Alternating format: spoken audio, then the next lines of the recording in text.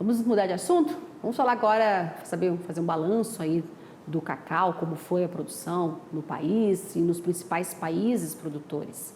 E o que esperar então para 2024? Eu converso agora com o Leonardo Rossetti, que é analista de inteligência de mercado na Stonex. Tudo bom? Bem-vindo! Boa tarde, Simone. Muito obrigado pelo convite. O prazer é todo nosso nessa conversa aqui, viu? Ô Leonardo, fala pra gente então, vamos fazer um balanço, né, de 2023, como é que foi o ano, como é que está, como é que foi a demanda, né, a oferta mundial do cacau diante aí de tantas situações que a gente registrou aqui, né, e uma dessas situações aí foi El Ninho, né?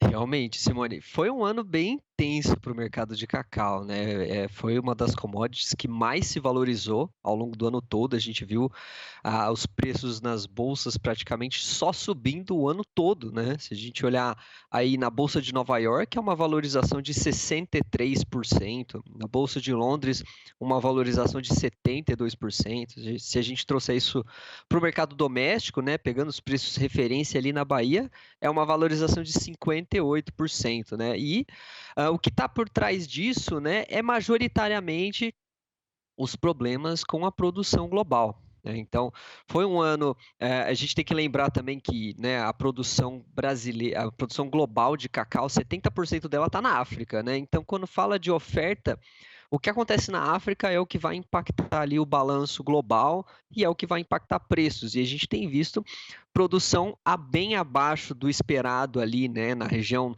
nos principais países produtores, né, com destaque para a Costa do Marfim, que é o maior produtor, e Gana, que é o segundo maior produtor. Então a gente veio de um clima seco por lá no início do ano, né? Ainda impactos de um laninha naquele período, passamos por momentos de chuvas intensas demais que também afetaram a produção, e agora, como você bem mencionou, um El Ninho que tende a trazer um clima mais quente e seco ali para a região. Nesse sentido, só pegando esse início dessa temporada aí, né, nos principais produtores, a gente já vê as entregas de cacau ali nos portos marfinenses e nos portos de Gana muito abaixo do que foi no mesmo período do ano passado, né? Então a gente sempre contabiliza a partir de outubro.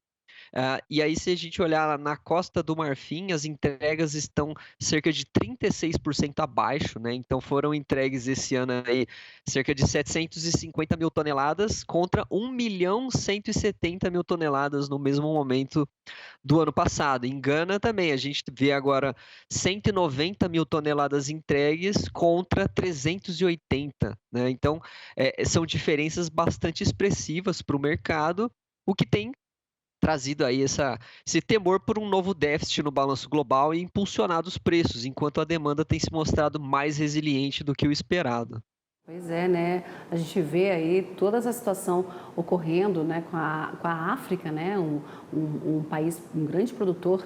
Aí, quando a gente fala do cacau, nessa fase de 2023 para 2024, o El Ninho, né? Vamos continuar falando dele, né? Você acredita, existe essa possibilidade do mercado voltar a ser prejudicado, né, na produção?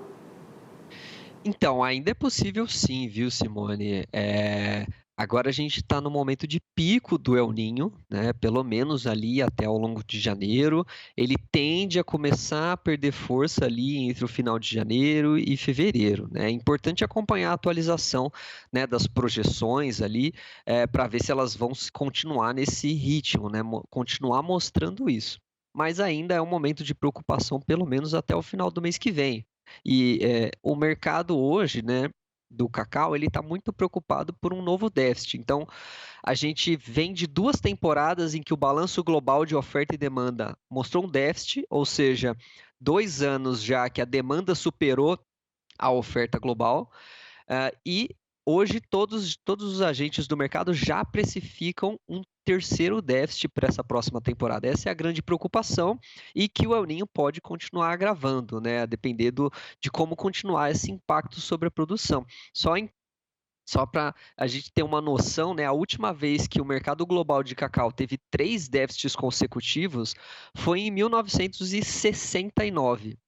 Então é algo que é bastante incomum para esse mercado, né? Algo que faz bastante tempo que não acontece e por isso que tem deixado os agentes, os participantes tão preocupados, né, com essa escassez de oferta. Então, para o início do próximo ano, quando a gente está falando de oferta, essas entregas semanais ali no Oeste Africano vão ficar no radar dos agentes, né? Isso é o que vai continuar influenciando majoritariamente os preços. Por outro lado, esses grandes avanços de preços tendem a impactar na inflação dos produtos finais, como o chocolate, por exemplo, né. Algo que surpreendeu muito o mercado até agora foi a demanda ter se mostrado resiliente, não ter, desacelerado tanto quanto se esperava, mesmo com boa parte desses preços estarem sendo repassados para o consumidor final, né. Mas é algo que tende a continuar sendo repassado e em algum momento pode-se ver aí, de repente, uma queda maior no consumo ou pelo menos uma desaceleração maior desse consumo, e aí seria um momento de um possível equilíbrio desse mercado. Mas, majoritariamente, as condições de oferta, os possíveis efeitos aí do El Niño que podem se estender, devem continuar no radar aí para os primeiros meses do próximo ano. Pois é, você falou aí o terceiro déficit, né, que está preocupando o mercado, mas o consumo ainda não caiu. Há uma Páscoa, então, digamos assim, para 2024, um pouco mais cara, né? Vamos aguardar aí esse cenário se desenrolar ao longo do primeiro semestre de 2024, mas, então, você acredita que a nossa produção nacional ela pode, então, minimizar um pouco aí e abastecer o mercado? Então, a questão do El Niño também acaba, gerando riscos para a nossa produção aqui, né. Pegando os dados aí fornecidos pela AIPC, né, Associação das Indústrias Processadoras de Cacau, os primeiros 3 trimestres desse ano tiveram bom desempenho, né, tanto pelas entregas de cacau, quanto pela moagem de cacau, que avançou bastante e mostrou uma demanda até mais firme aqui no Brasil, né, uma demanda até mais crescente do que lá fora, né, lá no exterior, nos grandes centros consumidores. No entanto, para esse quarto trimestre, né, a IPC deve divulgar os números das entregas do quarto trimestre ao longo de janeiro. E as grandes regiões produtoras, né, e aí a gente destaca o sul da Bahia, tem sofrido com o El Niño, né? O El Niño ele traz impactos intensos, para aquela região norte do Espírito Santo, sul da Bahia, em termos, de gerar um clima mais seco, né, e um clima mais quente também. Então isso tende a prejudicar de alguma maneira a produção, a gente pode esperar entregas um pouco mais fracas para esse último trimestre. O Brasil, ele é naturalmente um importador ainda, né, a gente não consegue produzir tudo que nós consumimos, então por isso também, enquanto o Brasil não conquista essa autossuficiência que deve conquistar ao longo aí dos próximos anos, né, olhando para longo prazo, enquanto isso não chega, nós ainda estamos, bastante sujeitos, né, às oscilações internacionais, né, porque nós mesmos somos tomadores de preços internacionais, temos que buscar os preços aqui no mercado interno têm uma correlação muito grande com a bolsa, né, então são fatores que devem continuar influenciando aí para o próximo ano. Em termos de preço dos chocolates, é possível sim que nós vejamos, alguns aumentos de preços, né, uma vez que a indústria processadora já tem operado com margens muito mais estreitas por conta dessa grande alta, né, nos custos nos preços da amêndoa.